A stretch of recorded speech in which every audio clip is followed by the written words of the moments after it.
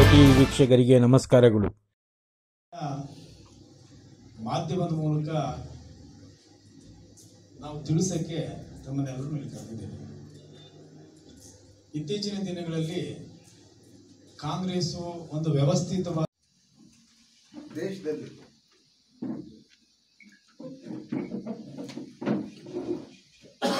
INDA ಮಿತ್ರಕೂಟ Alibaba 40,000 ಅಂತ ಹೇಳ್ಬಿಟ್ಟು ಏನು ಕರೀತಾರೆ ಅವ್ರನ್ನ, ಇವರೆಲ್ಲ ಸೇರಿ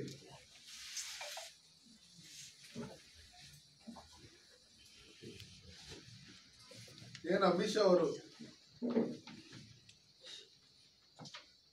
ರಾಜ್ಯಸಭೆಯಲ್ಲಿ ಮಾತಾಡಿದ್ರು, ಪುಟಗಳಲ್ಲಿ ಅಂಬೇಡ್ಕರ್ಗೆ ಯಾವ ರೀತಿಯಲ್ಲಿ ಅವಮಾನ ಮಾಡಿದ್ರು ಅಂತ ಹೇಳಿ ಪ್ರತಿಯೊಂದು ವಿಷಯನೂ ದಾಖಲೆಗಳ ಸಮೇತ ಇದೆ. ಅವ್ರು ರಾಜೀನಾಮೆ ಕೊಡಬೇಕಾದ್ರೆ ನೆಹರು ಅವರು ಏನು ಸುಳ್ಳಭಿಸಿದ್ರು ಅಂದ್ರೆ ಅವ್ರಿಗೆ ಆರೋಗ್ಯ ಸಮಸ್ಯೆ ಇದೆ, ಅದಕ್ಕೋಸ್ಕರ ಅವ್ರು ರಾಜೀನಾಮೆ ಕೊಡ್ತಾವ್ರೆ ಅಂತ ಹೇಳಿದ್ರು. ಅದಕ್ಕೋಸ್ಕರ ನಮ್ಮ ಬಾಬಾ ಸಾಹೇಬ್ ಅಂಬೇಡ್ಕರ್ ಅವರು ಹೇಳಿದ್ರು, ನಾನು ತುಂಬಾ ಆರೋಗ್ಯವಾಗಿದ್ದೀನಿ, ನಾನು ರಾಜೀನಾಮೆ ಕೊಡೋದಕ್ಕೆ ಕಾರಣ ನೆಹರೂರವರು ನನ್ನನ್ನ ಚುನಾವಣೆ ನಿಲ್ಲಿಸಿದಂತ ಸಂದರ್ಭದಲ್ಲಿ ನಡ್ಕೊಂಡಿರ್ತಕ್ಕಂಥ ರೀತಿ, ನಾನು ಪಾರ್ಲಿಮೆಂಟ್ ಬರಬಾರ್ದು ಅಂತ ಹೇಳಿ ಅವರು ಎರಡೆರಡು ಸಾರಿ ಪ್ರಧಾನಮಂತ್ರಿ ಆಗಿದ್ದಂತ ಸಂದರ್ಭದಲ್ಲಿ ಎರಡೆರಡು ಸಾರಿ ಬಂದು ಚುನಾವಣೆ ಪ್ರಚಾರ ಮಾಡಿ ಸೋಲಿಸಿರ್ತಕ್ಕಂಥದ್ದು. ಮತ್ತೆ ಇವ್ರನ್ನ ಯಾರು ಸೋಲಿಸಿದ್ರು ಅವ್ರನ್ನ ಸಂವಿಧಾನ ಈ ದೇಶಕ್ಕೆ ಕೊಟ್ಟಿದ್ರು ಕೂಡ ಡಾಕ್ಟರ್ ಬಾಬಾ ಸಾಹೇಬ್ ಅಂಬೇಡ್ಕರ್ ನೀವು ಕಾನೂನು ಸಚಿವರಾಗಿರ್ತಕ್ಕಂಥವ್ರು ನಮ್ಮ ಸಲಹೆಗಳು ಕೊಡೋದಕ್ಕೆ ಮಾತ್ರ, ನೀವೇನು ಕಾನೂನುಗಳನ್ನ ಇನ್ನೊಂದನ್ನು ಮತ್ತೊಂದನ್ನು ಮಾಡಂಗಿಲ್ಲ ಅಂತೇಳಿ ಅವಮಾನ ಮಾಡಿರ್ತಕ್ಕಂಥದ್ದು. ಅವರು ನಾನು ಎಕನಾಮಿಕ್ಸ್ ಅಲ್ಲಿ ಈ ತರ ಇದೀನಿ, ದೇಶಕ್ಕೆ ಸ್ವತಂತ್ರ ಹೊಸದಾಗಿ ಬಂದಿದೆ, ಈ ದೇಶಕ್ಕೆ ಏನಾದ್ರೂ ಮಾಡ್ಬೇಕು ಅನ್ನೋ ಒಂದು ಕಾತರ ಇದೆ, ದಯವಿಟ್ಟು ಹೊಸ ಹೊಸ ಯೋಜನೆಗಳನ್ನ ತಂದು ಮುಂದಿನ ನಮ್ಮ ಪೀಳಿಗೆಗೆ ಭವಿಷ್ಯದ ಭಾರತಕ್ಕೆ ನಾವು ಯಾವ ರೀತಿ ಅಡಿಪಾಯವನ್ನು ಹಾಕ್ಬೇಕು, ನಾವು ಆರ್ಥಿಕವಾಗಿ ಸದೃಢ ಇರಬೇಕು, ಅದ್ರ ಬಗ್ಗೆ ನಾನು ಇದು ಮಾಡ್ತೀನಿ, ನನಗೆ ಮಂತ್ರಿ ಇದನ್ನ ಕೊಡಿ ಅಂತ ಕೇಳಿದಾಗ ಅದಕ್ಕೆ ಅವಮಾನ ಮಾಡಿರ್ತಕ್ಕಂಥದ್ದು. ಮತ್ತೆ ನಾನು ರಾಜೀನಾಮೆ ಕೊಡೋದಕ್ಕೆ ನಾವೇನು ಹಿಂದೂ ಕೋರ್ಟ್ ಬಿಲ್ ಬಂದಾಗ ಅದಕ್ಕೆ ನೀವು ಮಾನ್ಯತೆ ಕೊಟ್ಟಿಲ್ಲ, OBC ಅವ್ರಿಗೆ ಮೀಸಲಾತಿ ಕೊಡಬೇಕು, ಅವರನ್ನು ಈ ದೇಶದ ಪ್ರಜೆಗಳು ಅವರನ್ನು ಸಮಾನವಾಗಿ ಅವ್ರಿಗೆ ಏನು ರಿಸರ್ವೇಶನ್ ಇದೆ ಕೊಡಬೇಕು ಅಂತ ಹೇಳಿದಾಗ ಅದಕ್ಕೆ ನೀವು ತಿರಸ್ಕಾರ ಮಾಡಿರ್ತಕ್ಕಂಥದ್ದು. ಜಮ್ಮು ಕಾಶ್ಮೀರದಲ್ಲಿ ಆರ್ಟಿಕಲ್ 370 ತಂದು ನೀವು ಡಾಕ್ಟರ್ ಬಾಬಾ ಸಾಹೇಬ್ ಅಂಬೇಡ್ಕರ್ ಬರೆದಿರ್ತಕ್ಕಂಥ ಸಂವಿಧಾನ ಇಡೀ ದೇಶದಲ್ಲಿ ಇರ್ತಕ್ಕಂಥ ಎಲ್ಲಾ ರಾಜ್ಯಗಳಿಗೂ ಅನ್ವಯಿಸುತ್ತೆ ಅಂತ ಹೇಳಿದಾಗ ಜಮ್ಮು ಕಾಶ್ಮೀರಕ್ಕೆ ಸಪರೇಟ್ ಆಗಿ ನೀವು ಆರ್ಟಿಕಲ್ 370 ತಂದು ಒಂದು ದೇಶದಲ್ಲಿ 2 ಸಂವಿಧಾನ, 2 ಪ್ರಧಾನಮಂತ್ರಿಗಳು, 2 ಬಾವುಟ ಅನ್ನೋ ಲೆಕ್ಕಾಚಾರದಲ್ಲಿ ನೀವೇನ್ ತಂದಿದ್ರಿ, ಇದಕ್ಕೆಲ್ಲ ನಾನು ಬೇಸತ್ತು ನಾನು ರಾಜೀನಾಮೆ ಕೊಡ್ತಾ ಇದ್ದೀನಿ ಅಂತ ಹೇಳಿರ್ತಕ್ಕಂಥವ್ರು ಇವತ್ತು ನಮ್ಮ ಲೋಕಸಭೆಯಲ್ಲಿ ಹೋದಾಗ ಅವ್ರು ಮಾತಾಡಿರ್ತಕ್ಕಂಥದ್ದು ನಮ್ಮ ಮಾಧ್ಯಮದವರು ಅದನ್ನ ತಗೋಬಹುದು. ಈಗಿರ್ತಕ್ಕಂಥ ಸಂದರ್ಭದಲ್ಲಿ ಇಲ್ಲಿ ರಾಹುಲ್ ಗಾಂಧಿ ಅವರು ಇಷ್ಟೆಲ್ಲ ಮೋಸ ಮಾಡಿದ್ರೇನು ಅವರು ರಾಹುಲ್ ಗಾಂಧಿ ಅವರು ಐ ಎಂ ಅಂಬೇಡ್ಕರ್ ಅಂತ ಹೇಳ್ಬಿಟ್ಟು ಹೇಳಿ ಹಿಂಗೆ ಹಿಡ್ಕೊಂತಾರೆ. ಏನ್ ಹೇಳಿ ಐ ಎಂ ಅಂಬೇಡ್ಕರ್ ಅಂತ ಹೇಳ್ಬಿಟ್ಟು ಹೇಳಿ ಈ ತರ ಹಿಡ್ಕೊಂತಾರೆ. ಅಂಬೇಡ್ಕರ್ ಹೆಸರು ಹೇಳೋದಕ್ಕಾಗ್ಲಿ, ಅಂಬೇಡ್ಕರ್ ಫೋಟೋ ಹಿಡ್ಕೊಳಕ್ಕಾಗ್ಲಿ ನಿಮ್ಮ ಫ್ಯಾಮಿಲಿಗೆ ಅರ್ಹತೆನೇ ಇಲ್ಲ. ಇವತ್ತೇನು NDA ಸರ್ಕಾರ ಇದೆ, ಹಿಂದೆ ಇಂದಿರಾ ಗಾಂಧಿ ಅವರಿದ್ದಂತ ಕಾಲದಲ್ಲಿ ಸಂವಿಧಾನನ ತಿದ್ದುಪಡಿ ಮಾಡಿರ್ತಕ್ಕಂಥದ್ದು ಕಾಂಗ್ರೆಸ್ ಅವರು 75 ಬಾರಿ.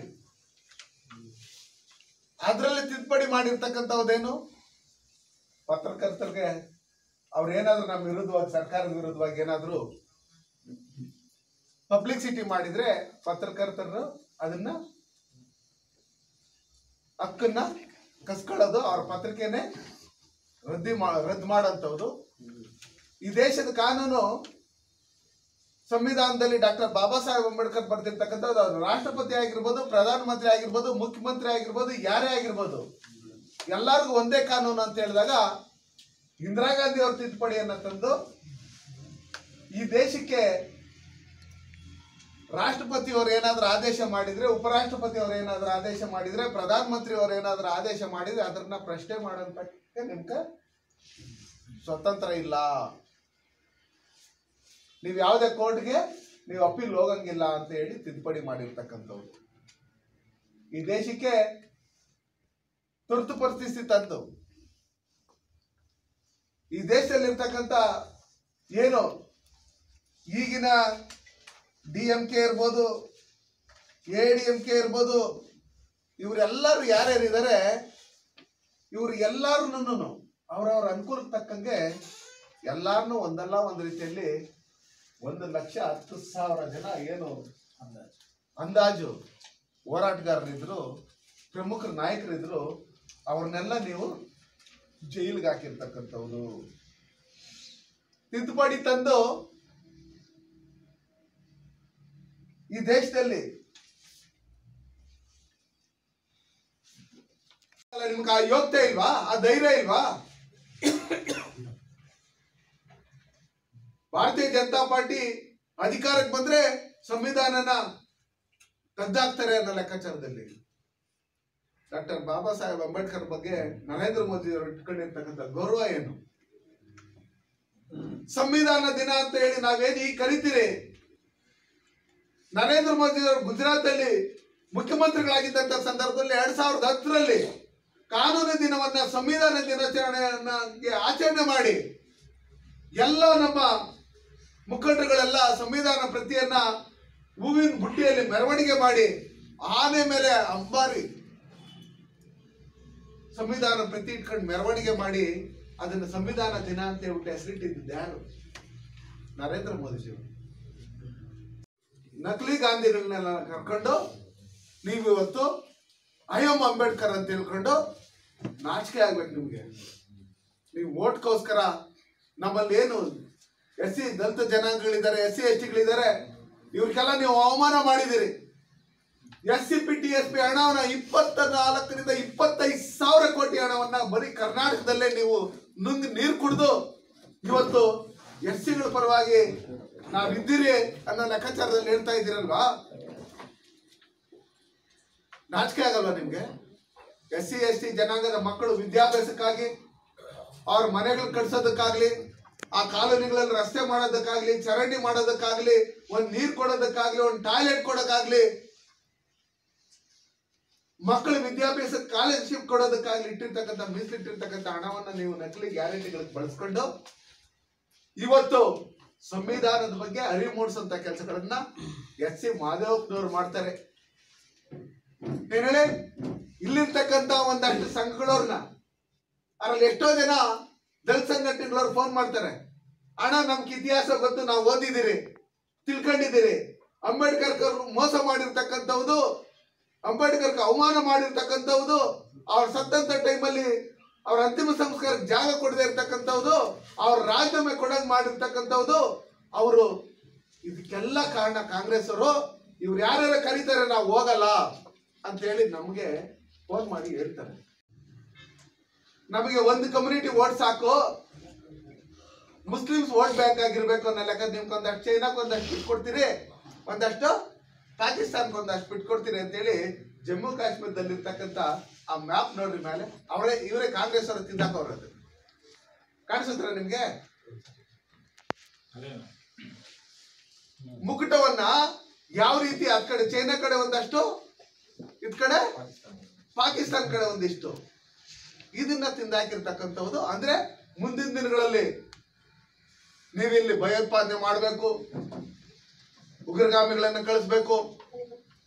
ಈ ತರ ಚಟುವಟಿಕೆಗಳನ್ನೆಲ್ಲ ಮಾಡಿದ್ರೆ ನಾವು ಮುಂದಿನ ದಿನಗಳಲ್ಲಿ ಸರ್ಕಾರ ನಮ್ದು ಅಧಿಕಾರಕ್ಕೆ ಬಂದ್ರೆ ನಾವ್ ಈ ತರ ಇಷ್ಟು ಮಾತ್ರ ಸಾಕು ನಮ್ಗೆ ದೇಶ ಅಂತ ಇವ್ರು ಯೋಚನೆ ಮಾಡ್ತಾ ಇದ್ರೆ, ಸನ್ಮಾನ್ಯ ನರೇಂದ್ರ ಮೋದಿಜಿಯವರು, ಭಾರತೀಯ ಜನತಾ ಪಾರ್ಟಿ, NDA ಸರ್ಕಾರ ಮುಂದಿನ ದಿನಗಳಲ್ಲಿ ನಮಗೆ ಅಖಂಡ ಭಾರತ ಬೇಕು.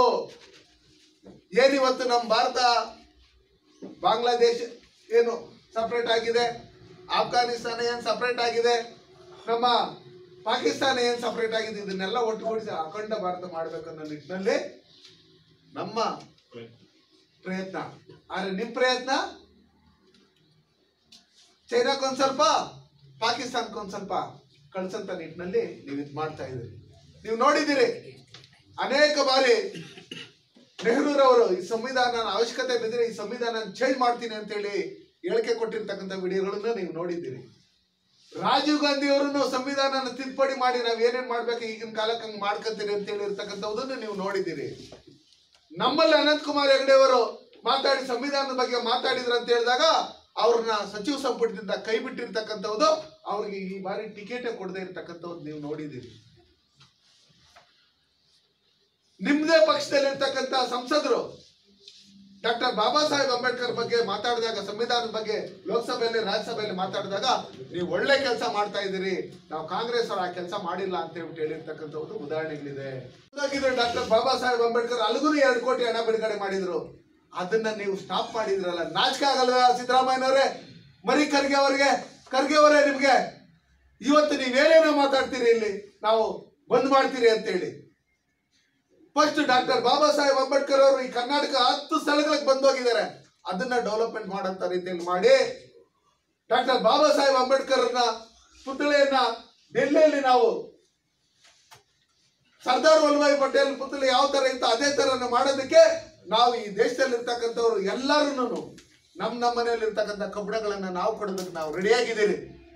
ಸಂವಿಧಾನ ಗೌರವ ಕೊಡಂತವ್ರು ಎಲ್ಲರೂ ಅದೇ ರೀತಿಯಲ್ಲಿ ಒಂದು ಅಭಿಯಾನವನ್ನು ಮಾಡಿ ನಡ್ಡಾಜಿ ಅವ್ರಿಗೆ ನಾವು ಒತ್ತಾಯ ಮಾಡ್ತೀರಿ, ವಿಜೇಂದ್ರಣ್ಣ ಅವ್ರಿಗೆ ಒತ್ತಾಯ ಮಾಡ್ತೀರಿ, ನಾವೆಲ್ಲ ಶೇಖರಣೆ ಮಾಡಿ ಇಡೀ ದೇಶದಲ್ಲಿ ಇರ್ತಕ್ಕಂಥ ಅಂಬೇಡ್ಕರ್ ಅನುಯಾಯಿಗಳು, ಅಂಬೇಡ್ಕರ್ ಶಿಷ್ಯರು ಎಲ್ಲರೂ ಯಾರೇನಿದ್ದಾರೆ ಎಲ್ಲರೂ ಜೊತೆಗೆ ಸೇರ್ಕೊಂಡು ದಯವಿಟ್ಟು ಇದನ್ನ ಮಾಡಿ ದಲಿತ ಸಂಘಟನೆಗಳವರೆಲ್ಲ ಅದನ್ನ ಬಿಟ್ಟು ಇವತ್ತು ಕಾಂಗ್ರೆಸ್ ಅವ್ರು ಹೇಳಿದ್ದಾರೆ ಏನೋ ಸ್ವಲ್ಪ ಖರ್ಚಿಗೆ ಕಾಸು ಕೊಡ್ತಾರೆ ಅಂತ ಹೇಳಿ, ಸತ್ಯ ಏನಂತ ನಿಮ್ಗೆ ಗೊತ್ತಿದ್ರೇನೋ ನಾವು ಬಂದ್ ಮಾಡ್ತೀರಿ, ನಾವು ಅದ್ ಮಾಡ್ತೀರಿ ಇದ್ ಮಾಡ್ತೀರಿ ಅಂತ ಹೇಳ್ತೀರಲ್ಲ, ಅದು ನನ್ಗಂತೂ ನನ್ನ ಮನ್ಸಿಗೆ ತುಂಬಾ ನೋವಾಗಿದೆ.